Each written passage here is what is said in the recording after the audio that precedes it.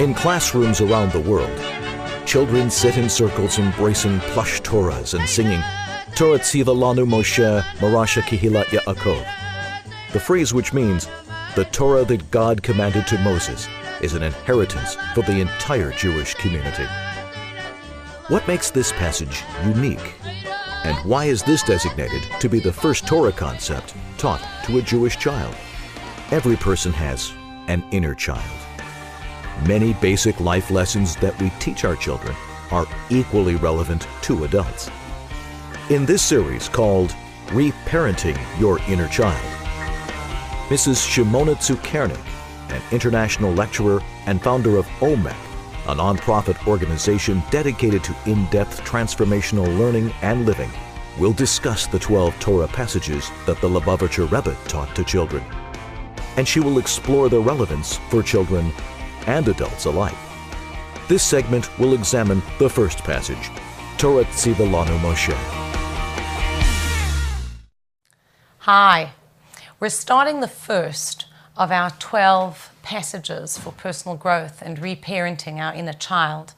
So far we did 2 sections of introduction, and today we're going to begin with the passage that starts in Hebrew, Torah tziva lanu Moshe. The entire phrase says as follows: the Torah which Moses has commanded us is an inheritance for the entire Jewish people, for the community of Jacob. Why is this the first passage? Why is this the point of departure from which we're going to be building ourselves, reparenting our own inner child, and being able to reach out to the children in our lives, whether they are our own children or kids in school, you may be an educator, or people that we come across in our community. So the first thing is that this passage establishes the validity of the giving of the Torah, which is the body of the entirety of Jewish law, and all of our daily lives are on an ongoing and constant basis drawing from that one moment in Jewish history. So we're not going to go into it now, how we can prove that the giving of the Torah is a historical event and actually happened. We've discussed that in other videos. What I want to stress over here is that we want to kind of build ourselves from this point and give to our kids that the Torah is the basis. It is our wellspring, our ground zero, our point of departure. And Moses, is essential in that transmission. In fact, the word Torah in Hebrew has a numerical value of 611. And we know that there are 613 commandments. So our sages tell us the first 2 commandments, I am the Lord your God, and don't worship other gods, don't bow down to idols, were heard by the entire Jewish people. They're actually the front and back of one coin. They're essential and they complement and build each other. That establishes our belief in God. Who is God? What is the nature of God in the mind, the consciousness of a Jew? How do we understand him? And how does that fit with, if you already believe in God, why do you have to be told not to worship idols? This came to us directly from God because this is truly the basis of anything that we believe in and anything that we practice. Then we have Torah, 611 commandments. These were transmitted to us, given to us by Moses. And just as Moshe educated the people of his generation, he's called the Rebbe, he was the teacher, the rabbi of the Jewish people, he's also called a faithful shepherd. So too, in every generation, there is one individual in particular, and then also the individuals, the rabbis and the teachers who give over that message. But we're not generating something new, innovative in the conventional sense. Teaching Torah has to be, do I understand what God told Moses at Mount Sinai? Am I connected to that source, to that wellspring?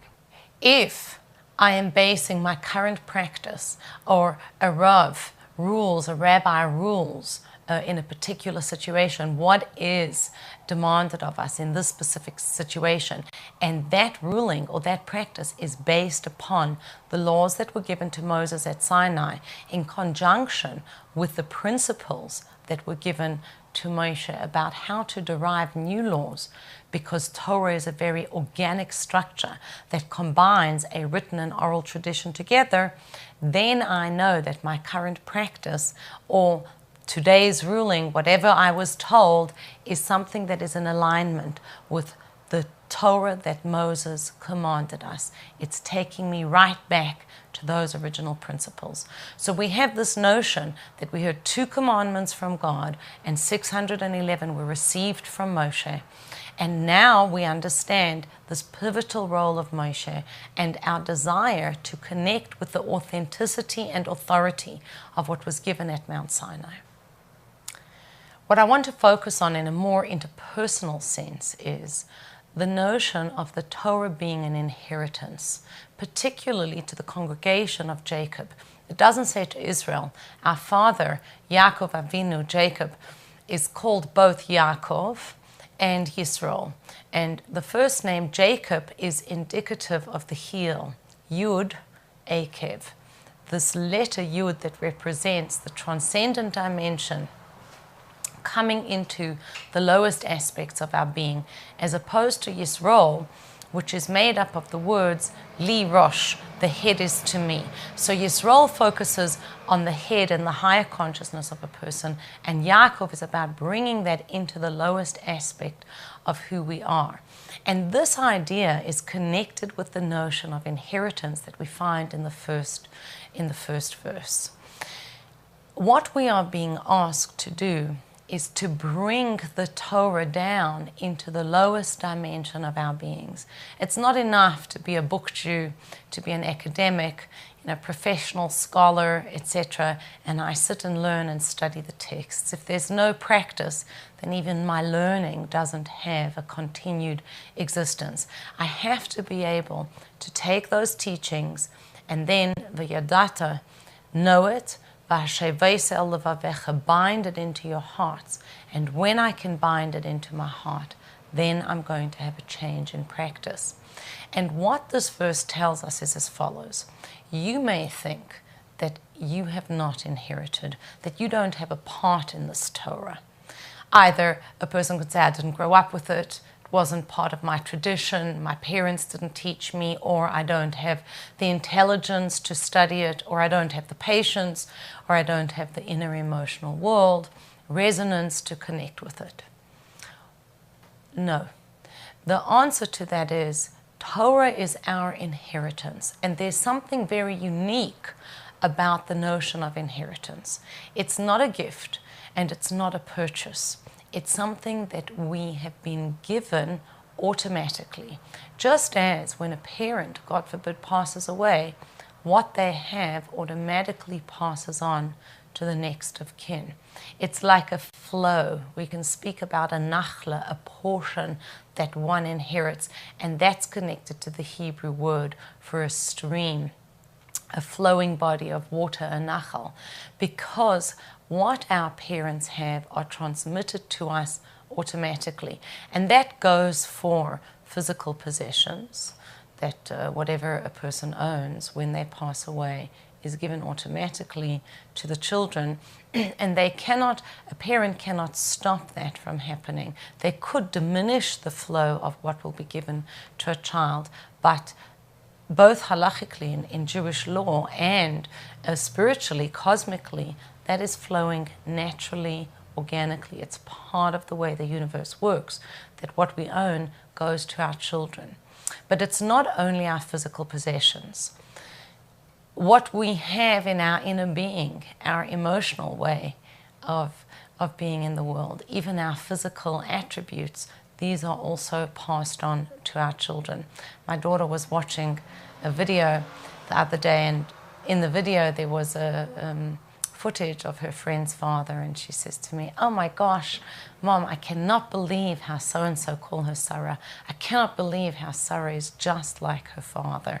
And we see it, our children take on our movements, they have our cells, our DNA, they inherit our possessions.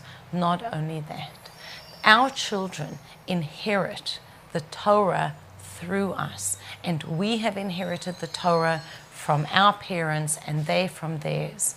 So what's important for us to really grasp over here is the Torah is mine. I may not know it as of now, but I have innate access to it.